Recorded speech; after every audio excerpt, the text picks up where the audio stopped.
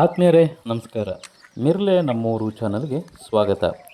ನಾನು ಮಿರ್ಲೆ ಮಂಜುನಾಥ್. ಗುರು ಎಂದರೆ ಕೇವಲ ಬೋಧನೆ ಮಾಡುವವ ಮಾತ್ರವಲ್ಲ, ನಮ್ಮ ಗುರಿ ಸಾಧಿಸಲು ಮಾರ್ಗದರ್ಶನ ನೀಡುವವನೇ ನಿಜವಾದ ಗುರು. ಪಾಠ ಮಾಡುವವ ಶಿಕ್ಷಕ ಮಾತ್ರ ಗುರುವಲ್ಲ, ತಂದೆ, ತಾಯಿ, ಸ್ನೇಹಿತ, ಸಹೋದರ, ಸಹೋದರಿ, ಪ್ರೇಯಸಿ, ಹೆಂಡತಿ, ಸಾಧಕರು. ಹೀಗೆ ಗುರುವಿನ ಸ್ವರೂಪ 10 ಹಲವು. ಹೀಗೆ ಗುರುವು ಶಿಷ್ಯರ ಜೀವನದ ಭದ್ರ ಬುನಾದಿಯನ್ನು ತಯಾರು ಮಾಡುತ್ತಾರೆ.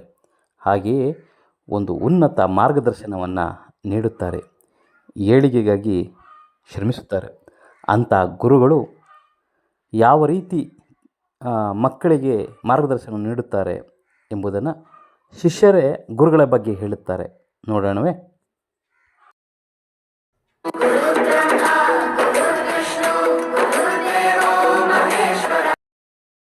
ಎಲ್ಲರಿಗೂ ಬೆಳಗಿನ ಶುಭೋದಯಗಳು. ನನ್ನ ಹೆಸರು ಲಕ್ಷ್ಮಿ. ನಾನು 10ನೇ ತರಗತಿಯಲ್ಲಿ ವ್ಯಾಸಂಗ ಮಾಡುತ್ತಿದ್ದೇನೆ. ನನ್ನ ಶಾಲೆಯ ಹೆಸರು ಸರ್ಕಾರಿ ಪ್ರೌಢಶಾಲೆ ಮಿರ್ಲೆ.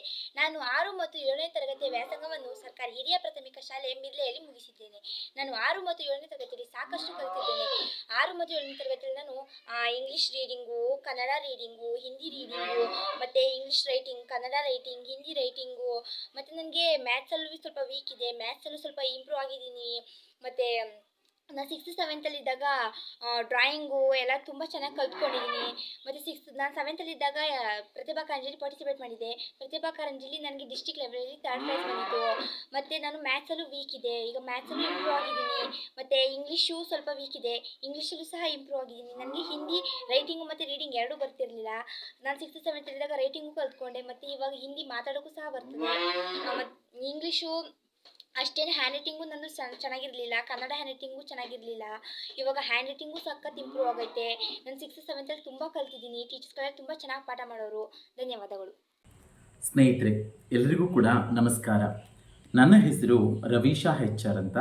ನಾನು ಪದವೀಧರ ಪ್ರಾಥಮಿಕ ಶಾಲಾ ಶಿಕ್ಷಕನಾಗಿ ಸರ್ಕಾರಿ ಹಿರಿಯ ಪ್ರಾಥಮಿಕ ಶಾಲೆ ಮಿರ್ಲೆ ಇಲ್ಲಿ ಕಳೆದ 5 ವರ್ಷಗಳಿಂದ ಕಾರ್ಯನಿರ್ವಹಿಸ್ತಾ ಇದ್ದೀನಿ. ಸ್ನೇಹಿತರೆ, ಪ್ರತಿಯೊಂದು ಮಗುವಿನ ಬದುಕಿನಲ್ಲೂ ಕೂಡ ಶಾಲೆ, ಶಿಕ್ಷಣ ಮತ್ತು ಶಿಕ್ಷಕ ಇವರು ತುಂಬ ಪ್ರಮುಖವಾದ ಪ್ರಭಾವವನ್ನು ಬೀರ್ತಕ್ಕಂಥ ಅಂಶಗಳು ಅಂದರೆ ತಪ್ಪಾಗಲಾರದು. ಸೊ ನಮ್ಮ ಶಾಲೆಯ ವಿಶೇಷತೆ ಏನು, ನಮ್ಮ ಶಾಲೆಯಲ್ಲಿ ಕಲಿತಾ ಇರ್ತಕ್ಕಂಥ ಮಕ್ಕಳು ಹೇಗೆಲ್ಲ ಕಲಿತಾರೆ ಅನ್ನೋದ್ರ ಬಗ್ಗೆ ನಾನು ಇವತ್ತು ನಿಮ್ಮೊಂದಿಗೆ ಕೆಲವು ಅಭಿಪ್ರಾಯಗಳನ್ನು ಹಂಚ್ಕೊಳ್ತೀನಿ ಈ ವಿಡಿಯೋ ಮೂಲಕ. ಮಗು ಶಾಲೆಗೆ ಬಂದಾಗ, ಮನೆಯ ಪರಿಸರದಿಂದ ಶಾಲಾ ಪರಿಸರಕ್ಕೆ ಬಂದಾಗ, ಶಾಲೆಯಲ್ಲಿ ಟೀಚರು ಮಗುಗೆ ತಾಯಿಯ ರೋಲನ್ನು ಪ್ಲೇ ಮಾಡ್ತಾರೆ. ಅದೇ ಥರ ನಮ್ಮ ಶಾಲೆಯಲ್ಲೂ ಕೂಡ ಎಲ್ಲ ಶಿಕ್ಷಕರು ನಮ್ಮ ಶಾಲೆಗೆ ದಾಖಲಾಗುವ ಎಲ್ಲ ವಿದ್ಯಾರ್ಥಿಗಳನ್ನು ತುಂಬ ಸ್ನೇಹಪೂರ್ವಕವಾಗಿ ವರ್ತಿಸಿ ಅವರಿಗೆ ಕಲಿಸ್ತಾ ಇದ್ದಾರೆ. ಸೊ ಮುಖ್ಯವಾಗಿ ಪ್ರತಿಯೊಂದು ಮಗುವಿಗೂ ಕೂಡ ಶಾಲೆಯಲ್ಲಿ ಚಟುವಟಿಕೆ ಆಧಾರಿತವಾಗಿ ಕಲಿಸಿದೆ. ಆದರೆ ಪ್ರತಿಯೊಂದು ಮಗುವು ಆ ವಿಷಯ ಎಷ್ಟೇ ಕ್ಲಿಷ್ಟಕರವಾಗಿದ್ದರೂ ಕೂಡ ಮಗು ಆ ವಿಷಯವನ್ನು ಸರಳವಾಗಿ ಮತ್ತು ಆಸಕ್ತಿದಾಯಕವಾಗಿ ಕಲಿಯುತ್ತೆ. ಅದಕ್ಕೆ ಸಾಕಷ್ಟು ವೈಜ್ಞಾನಿಕ ಸಂಶೋಧನೆಗಳಿದೆ, ಕೆಲವೊಂದು ನಿದರ್ಶನಗಳು ಕೂಡ ಇದೆ. ನಮ್ಮ ಶಾಲೆಯ ವಿಶೇಷತೆ ಏನಂದರೆ, ನಾನು ಆಂಗ್ಲ ಭಾಷಾ ಶಿಕ್ಷಕನಾಗಿ, ಸೊ ಭಾಷೆ ಅಂದ ತಕ್ಷಣ ಓಕೆ, ನಿಮಗೆಲ್ಲರಿಗೂ ಒಂದು ಪ್ರಶ್ನೆ ಉದ್ಭವ ಆಗ್ಬೋದು. ನಾವೆಲ್ಲ ನಮ್ಮ ಮಾತೃಭಾಷೆಯನ್ನು ಹೇಗೆ ಕಲಿತು? ನಾವೆಲ್ಲರೂ ಕೂಡ ಥ್ರೂ ಇಮಿಟೇಷನ್ನು, ಅದನ್ನು ಏನು ಮಾಡೋದು, ಅನುಕರಣೆಯ ಮೂಲಕ ಭಾಷೆನ ಕಲಿತು. ಅದೇ ಥರ ಪ್ರತಿಯೊಂದು ತರಗತಿಗೂ ಕೂಡ ಒಂದೊಂದು ಇಂಗ್ಲೀಷ್ ಟೆಕ್ಸ್ಟ್ ಬುಕ್ ಇರುತ್ತೆ. ಸೊ ಟೆಕ್ಸ್ಟ್ ಬುಕ್ಕು ಕೇವಲ ರೆಫರೆನ್ಸ್ ಮೆಟೀರಿಯಲ್ಲು.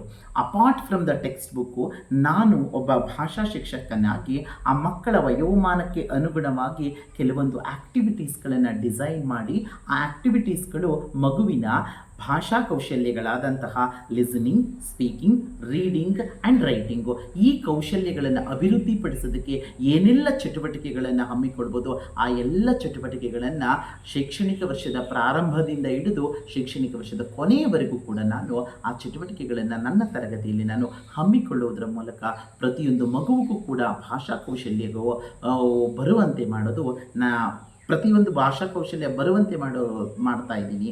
ಸೊ ಅದಕ್ಕೆ ಸಾಕ್ಷಿಯಾಗಿ ನೀವು ಯಾರು ಬೇಕಾದರೂ ಕೂಡ ನಮ್ಮ ಶಾಲೆಗೆ ವಿಸಿಟ್ ಮಾಡ್ಬೋದು, ಮಕ್ಕಳ ಕಲಿಕೆಯನ್ನು ಖಾತ್ರಿ ಮಾಡ್ಕೋಬೋದು.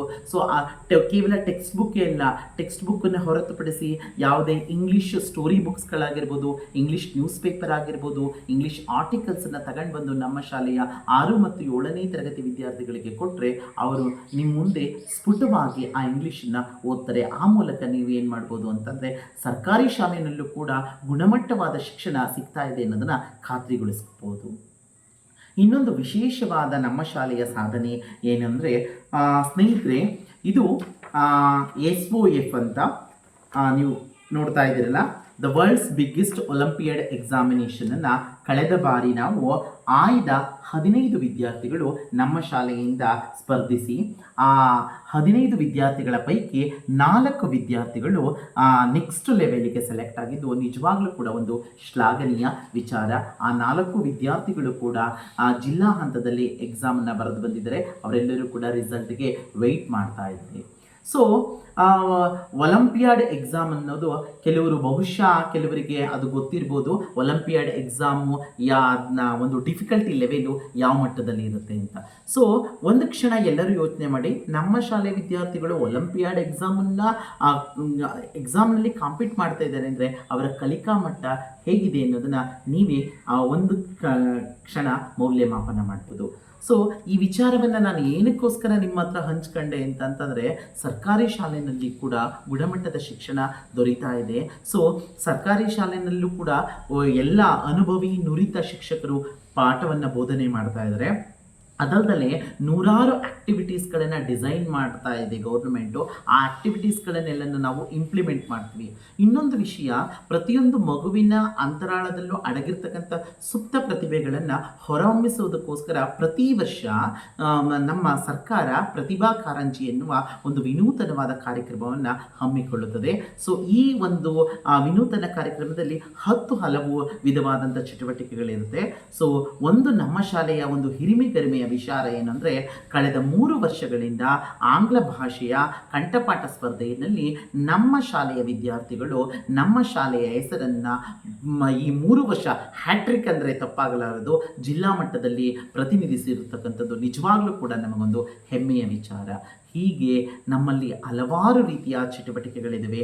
ಸೊ ನಾನು ಆಂಗ್ಲ ಭಾಷೆಯ ಜೊತೆಗೆ ವಿಜ್ಞಾನವನ್ನು ಕೂಡ ಮಕ್ಕಳಿಗೆ ಬೋಧನೆ ಮಾಡ್ತೀನಿ. ವಿಜ್ಞಾನದಲ್ಲಿ ಬರ್ತಕ್ಕಂಥ ಎಲ್ಲ ಪ್ರಯೋಗಗಳನ್ನು ಕೂಡ ನಾವು ತರಗತಿಯ ಸನ್ನಿವೇಶಗಳಲ್ಲಿ ಅದನ್ನು ಕಂಡಕ್ಟ್ ಮಾಡೋದ್ರ ಮೂಲಕ ಪ್ರತಿಯೊಂದು ಕಾನ್ಸೆಪ್ಟನ್ನು ಕೂಡ ಮಕ್ಕಳಿಗೆ ಮನವರಿಕೆ ಮಾಡುವಂಥ ಪ್ರಯತ್ನವನ್ನು ನಾವು ಮಾಡ್ತಾ ಇದ್ದೀವಿ.